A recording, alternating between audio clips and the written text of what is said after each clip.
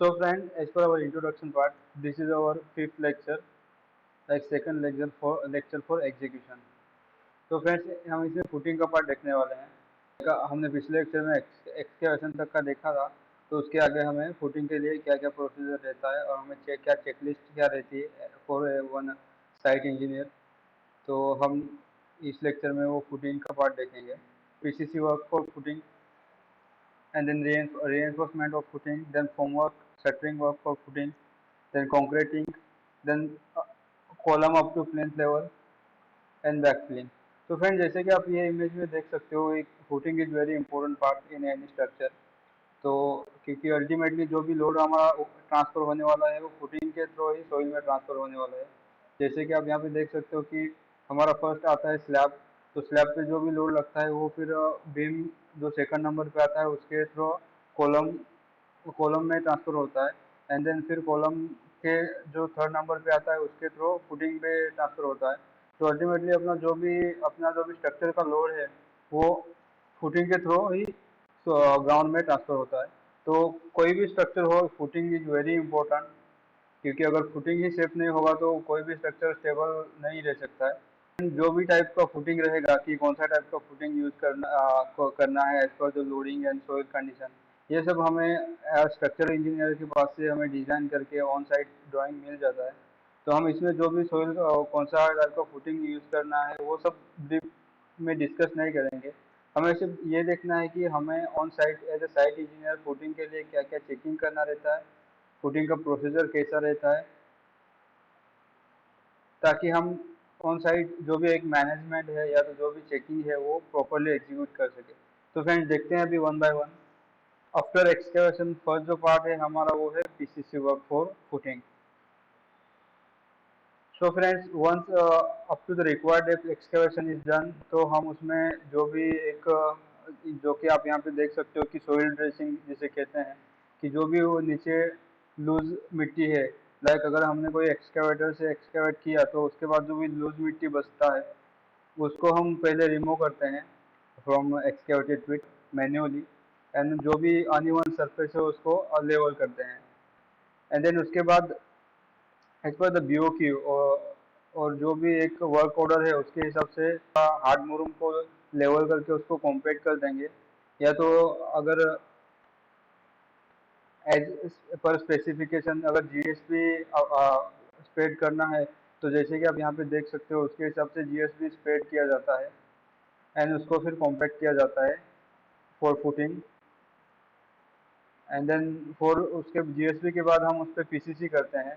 For PCC is mostly for to avoid direct contact of footing reinforcement to the soil.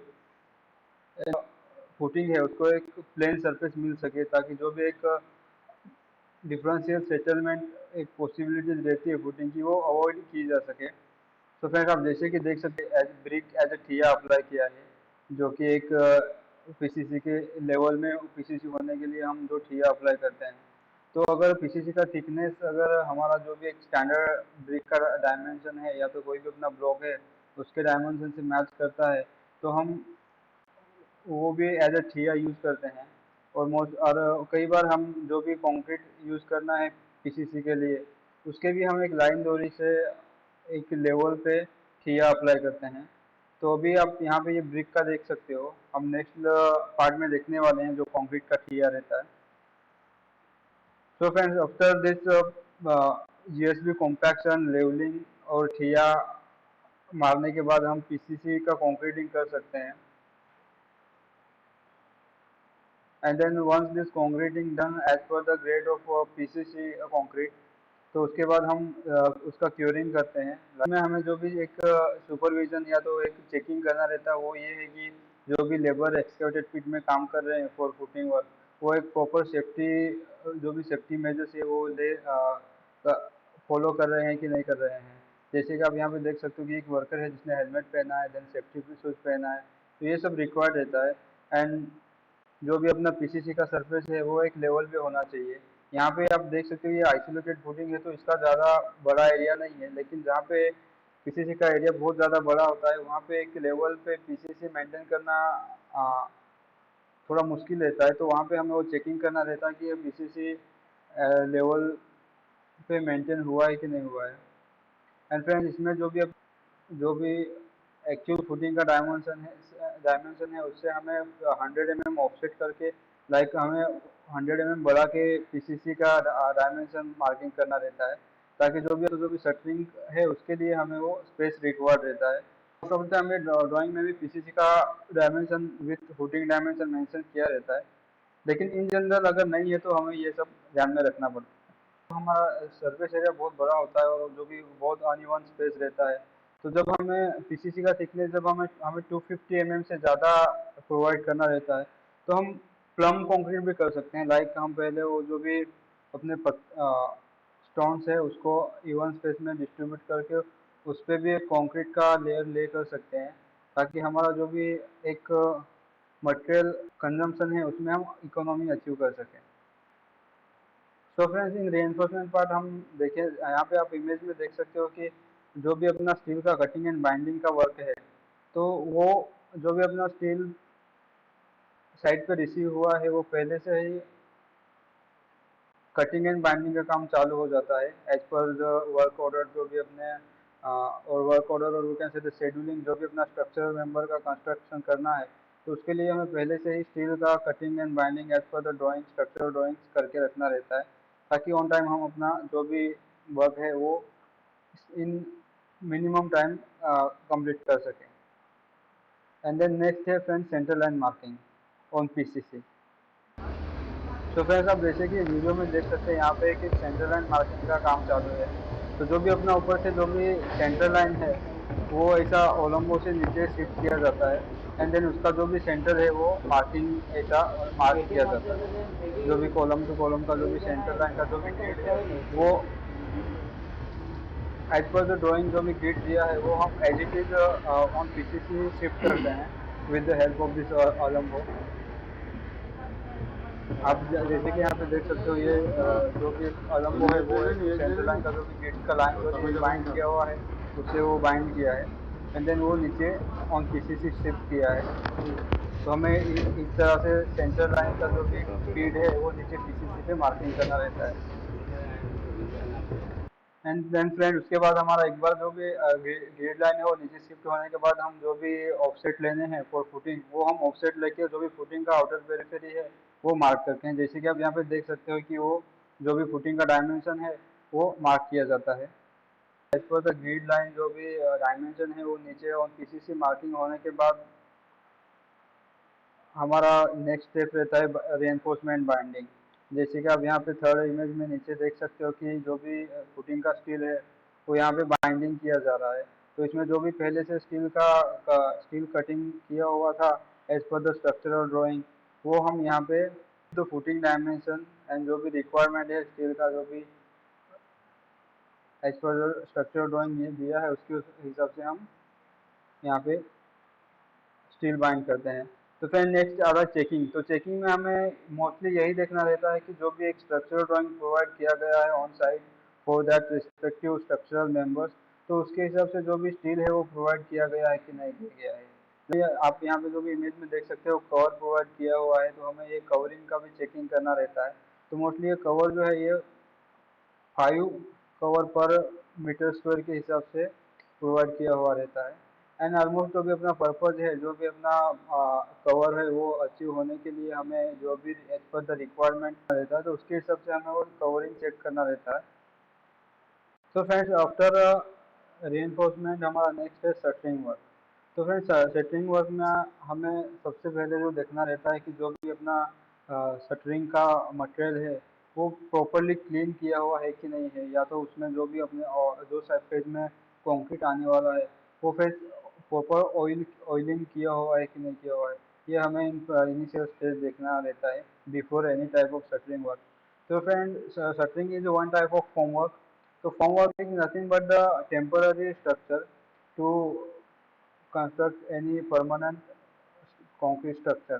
जो भी अपना vertical formwork रहता है उसको हम शटरिंग बोलते हैं, एंड जो अपना हॉरिजॉन्टल फॉर्मवर्क रहता है जैसे कि स्लैब का हो गया, बीम का होगा, उसको हम सेंटरिंग बोलते हैं। This is the basic information about the shuttering work.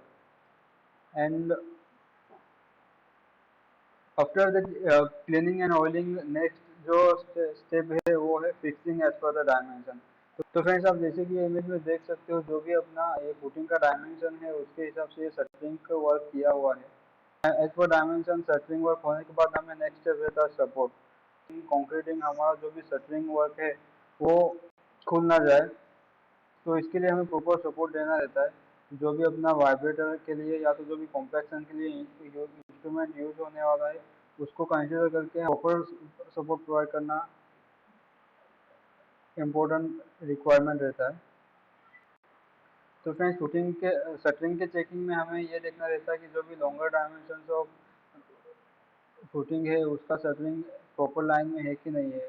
And then next जो सेकंड जो चेकिंग रहती है वो है उसका जो भी cross section cross dimension diagonal से वो हमें दोनों साइड के दोनों डायगोनल मेजर करने रहते हैं और उनका डायमेंशन जो भी है वो एक सेम होना चाहिए, ताकि जो भी हमारा एडजेसेंट साइड है वो एक 90 डिग्री पे है ये कंफर्म हो सके। After shuttering work and this column reinforcement and then footing reinforcement ये सब होने के बाद हमें फिर एक बार वो जो भी सेंटर टू सेंटर कॉलम का डिस्टेंस है वो हमें एक बार कंफर्म करना रहता है, चेक करना रहता है। इसके लिए मोस्ट ऑफ द टाइम जो भी क्लाइंट के साइड के इंजीनियर रहते हैं या तो जो भी स्ट्रक्चरल इंजीनियर रहते हैं वो ऑन साइट आते हैं और वो जो भी एक centre to centre distance between two column वो चेक करते हैं। एंड जो भी एक राइट एंगल है बिटवीन दो एडजेसेंट साइड्स ऑफ स्ट्रक्चर और उसका जो भी कॉलम आने वाले हैं तो एडजेसेंट साइड में उसके centre to centre distance check किया जाता है बिफोर कंक्रीटिंग। तो फ्रेंड्स आफ्टर शटरिंग और हमारा नेक्स्ट है कंक्रीटिंग। तो फ्रेंड्स ये स्टेप तक हमारा सब जो भी चेकिंग का है, जो भी एज पर द गाइडलाइन है कि नहीं है वो चेक हो जाता है। तो friends as a site engineer हमें कंक्रीटिंग वर्क या तो कौन सा भी एक एक्टिविटी होने के बाद एक पहले से प्लानिंग करना पड़ता है। तो हमें फॉर कंक्रीटिंग जो भी प्लानिंग करना रहता है वो है क्वांटिटी ऑफ कंक्रीट। तो जो भी स्ट्रक्चरल एलिमेंट का कंक्रीटिंग करना है, लाइक अभी यहाँ पे हमें जो भी फुटिंग का कंक्रीटिंग करना है तो फुटिंग के जो भी कंक्रीट आने वाला है उसका क्वांटिटी कितनी है, या तो अगर हमें आरएमसी रेडी मिक्स कंक्रीट का ऑर्डर देना है तो उसके लिए कितना का ऑर्डर देना है, या तो अगर हमें ऑन साइड मिक्सर मशीन से कंक्रीटिंग करना है तो हमें कितना से सीमेंट बैग्स लगेंगे, या तो जो भी मिक्सर मशीन है वो प्रॉपर कंडीशन में है कि नहीं है। जो भी स्ट्रक्चरल एलिमेंट का हमें कंक्रीटिंग करना है उससे नियर बाय कहाँ पे हम वो मिक्सर मशीन फिक्स कर सकते हैं। तो ये सब हमें पहले से एक प्लानिंग प्रॉपर प्लानिंग करना रहता है, ताकि हमें जो भी लेबर रिक्वायर्ड है या तो जो भी टाइम कंज्यूमिंग टाइम है उसमें एक प्रॉपर इकोनॉमी या तो इन मिनिमम टाइम हम वो एक्टिविटी कंप्लीट कर सकें। एंड देन फ्रेंड्स हमारा जो सुपरविजन है तो सुपरविजन में हमें ड्यूरिंग कंक्रीटिंग देखना रहता है कि जो भी अपन कंक्रीटिंग के लिए कंक्रीट पोर कर रहे हैं वो हमारा 1.5 मीटर से ज़्यादा हाइट से नीचे नहीं गिरना चाहिए, ताकि जो भी एक हाइट है वो मिनिमम हो सके और जो भी एक सैक्रिगेशन ऑफ कंक्रीट मटेरियल का चांसेस रहते हैं वो मिनिमम हो सके। एंड दूसरा जो पॉइंट रहता है वो है कि हम जो भी कंक्रीट पोर कर रहे हैं वो एक प्रॉपर तरीके से हो, ताकि जो भी शटरिंग वर्क है वो एक प्रॉपर कंडीशन में मेंटेन रह सके, प्रॉपर कॉम्पैक्शन है वो यहाँ पे हो सके। तो मोस्ट ऑफ टाइम जो भी कॉम्पैक्शन का मेथड है, लाइक बहुत हम वाइब्रेटर यूज़ करते हैं बहुत बार, और यहाँ पे ये लोग बम्बू से कॉम्पैक्शन कर रहे हैं। तो ये प्रॉपर कॉम्पैक्शन हो रहा है कि नहीं हो रहा है, या तो अगर कोई because of any reason concrete का अगर सेग्रीगेशन हो रहा है तो वो कैसे मिनिमम कर सकते हैं। तो ये सब एक सुपरविजन में देखना रहता है। एंड नेक्स्ट थिंग इज जो भी हमारा स्ट्रक्चरल मेंबर्स है, लाइक अभी यहाँ पे हमारा footing as a structural member हम कंक्रीटिंग कर रहे हैं तो उसके लिए हमें क्यूब कास्ट करना रहता है फॉर कंप्रेशन टेस्ट। तो वो क्यूब एज पर द अपना स्टैंडर्ड प्रोसीजर के हिसाब से जो भी एक स्किल लेबर है या तो जो भी एक एक्सपीरियंस लेबर है फॉर कंक्रीट फिलिंग उसके थ्रू हमें वो कंक्रीट भी फिल करके लेना रहता है। लाइक अगर क्वांटिटी ऑफ कंक्रीट बहुत ज़्यादा रही तो उसके हिसाब से हमें नंबर ऑफ सेट्स ज़्यादा फिल करने रहते हैं। अगर कंक्रीट का क्वांटिटी कम रहा तो उसके हिसाब से वो number of set of the tube भी कम हो जाता है। तो ये सब एक एज ए साइट इंजीनियर हमें ऑन साइट देखना रहता है। और पॉइंट है क्यूरिंग। तो एटलीस्ट कोई भी कॉन्क्रीट वर्क हो उसको हमें मिनिमम 7 डेज का क्यूरिंग तो करना ही पड़ता है। क्यूरिंग वर्क नेक्स्ट है column up to planes level. तो this is we can say one part of the footing. तो हमें जैसे कि फुटिंग के रीइंफोर्समेंट के लिए देखा था, जो भी रिक्वायर्ड रीइंफोर्समेंट वो पहले से ही कटिंग किया हुआ रहता है, एंड उसका जो भी रिंग है कॉलम के लिए वो पहले से ही बनाया हुआ रहता है। तो एज पर द जो भी स्ट्रक्चरल ड्राइंग आया है उसके हिसाब से हमें जो भी रीइंफोर्समेंट है वो for that structural member provide करना रहता है। तो जैसे कि आप यहाँ पे देख सकते हो कि ये कॉलम है जो फुटिंग के ऊपर as per the required structural drawing अब यहाँ पे बाइंडिंग किया हुआ है। एंड देन उसके बाद होता है शटरिंग वर्क। तो शटरिंग वर्क के लिए आप यहाँ पे देख सकते हो एक प्रॉपर वर्टिकल शटरिंग प्रोवाइड किया हुआ है। एंड देन उसका जो भी सपोर्ट है for support for column shuttering is little different than for footing shuttering, क्योंकि कॉलम का जो भी शटरिंग है वो वर्टिकली ज़्यादा रहता है, तो हमें उसके हिसाब से उसका सपोर्ट भी प्रोवाइड करना रहता है। ये फोटो में देख सकते हो ये एक लॉकिंग सिस्टम है, या इसको क्लैंप हम बोलते हैं, लेकिन ऑन साइड इसको हम शिकंजा बोलते हैं, ताकि प्रॉपर जो भी सपोर्ट है लॉकिंग है in between the adjacent shuttering ply वो अचीव हो सके। And then checking. तो फ्रेंड्स चेकिंग के लिए हमें on site as a site engineer हमें जो भी चेकिंग करना है वो ये है कि जो भी कॉलम है उसका still as per structural drawing है कि नहीं, जो भी अपना स्टीरअप्स प्रोवाइड किया हुआ है वो उसका स्पेसिंग और वो जो भी टाइप का है वो प्रॉपर प्रोवाइड किया हुआ है कि नहीं है। एंड जो भी यहाँ पे आप इमेज में देख सकते हो कि जो भी वर्टिकल लॉन्गिट्यूडनल बार्स है वो अल्टरनेटली कट किया हुआ है कि नहीं है, ताकि जो भी हमें आगे के ऊपर के स्टील के लिए उसका लैपिंग प्रोवाइड करना है वो एक अल्टरनेट लैपिंग अचीव हो सके। नेक्स्ट है फ्रेंड्स शटरिंग वर्क का चेकिंग। तो आप जैसे कि ये इमेज में देख सकते हो कि हमें शटरिंग की वर्टिकलिटी चेक करनी रहती है, उसको प्लम्बो चेकिंग बोलते हैं। तो उसको हमें जो भी अपना प्लम्बो है वो वर्टिकली कॉलम शटरिंग का टॉप है वहाँ पे पकड़ना रहता है। एंड जैसे कि आप देख सकते हो कि जो भी एक टॉप और बॉटम का जो एक डिस्टेंस है फ्रॉम दैट प्लम डोरी एंड दैट शटरिंग फेस, तो हमें इक्वल मिलना चाहिए, जैसे कि आप ये इमेज में देख सकते हो। Friends after all checking is done हमारा नेक्स्ट रहता है कंक्रीटिंग।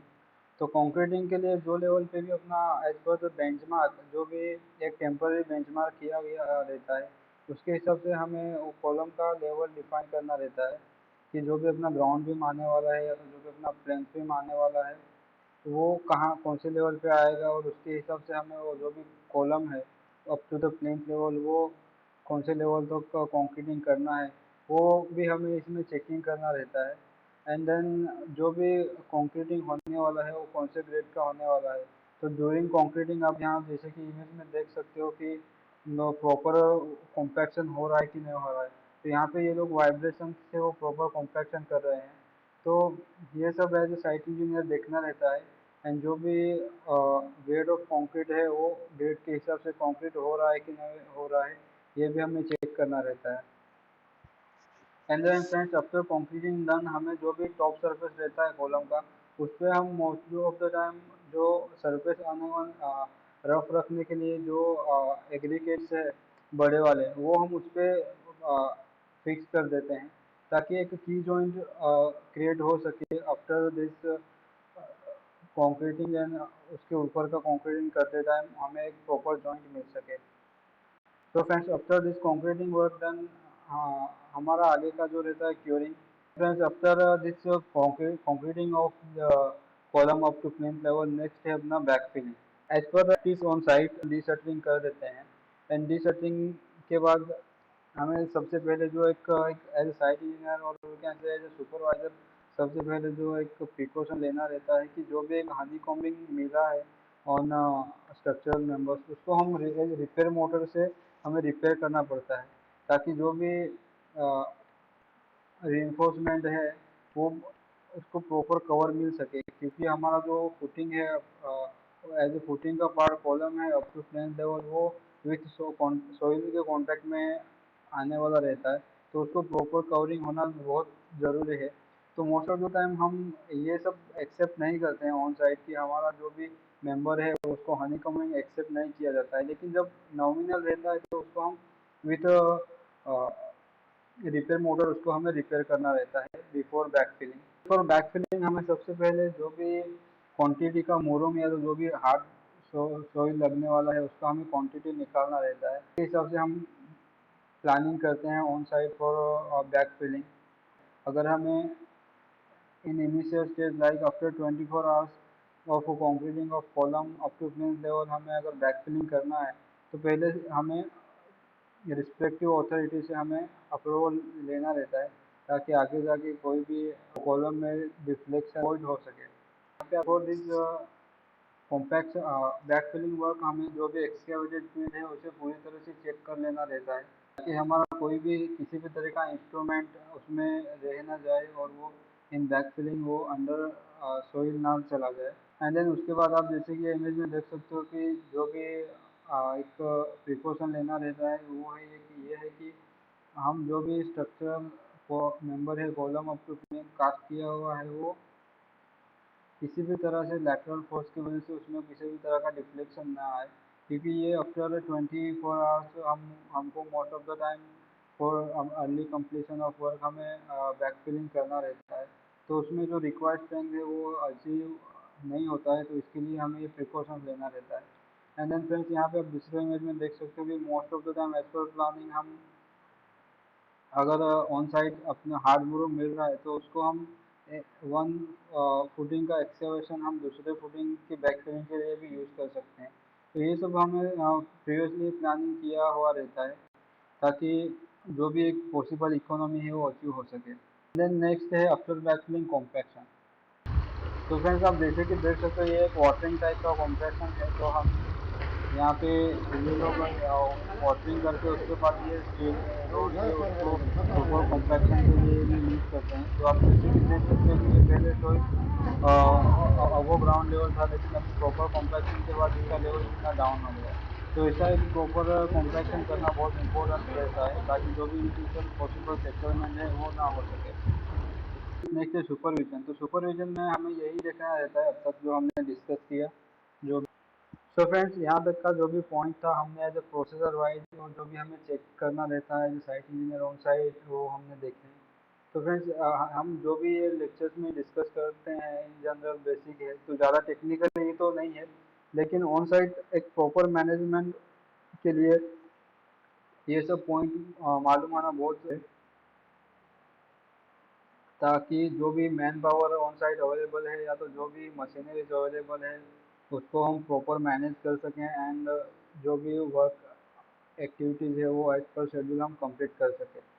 तो हम लोग मैनेजमेंट जो भी एक टेक्निकल टर्म से देखें तो हमारा जो समझो अगर पहले दिन जो कंक्रीटिंग हो गया है तो उसको हम नेक्स्ट डे उसका डीशटरिंग करके वो जो शटरिंग का मटेरियल है वो हम दूसरे मेंबर्स के लिए यूज़ कर सकते हैं।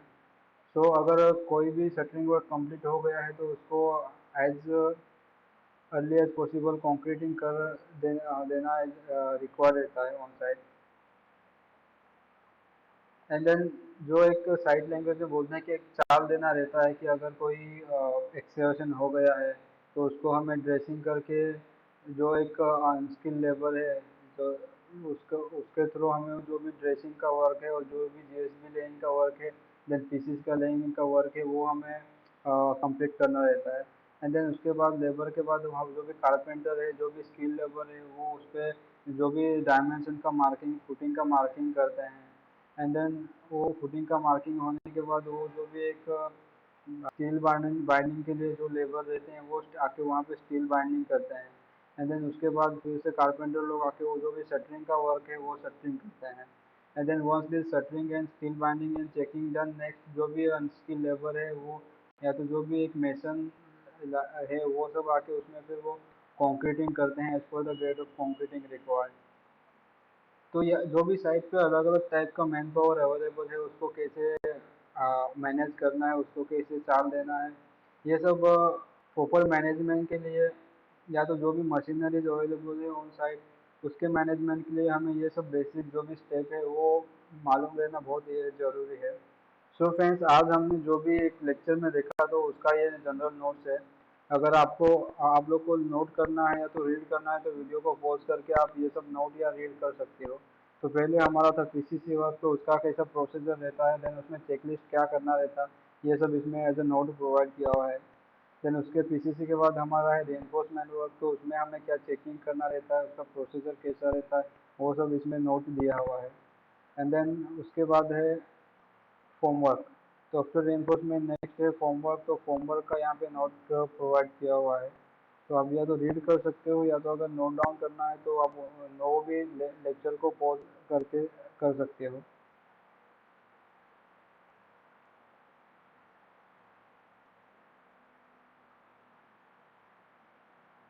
Then column up to plinth level.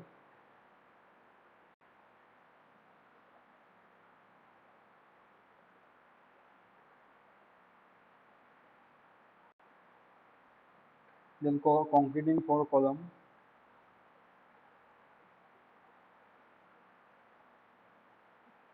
Then backfilling.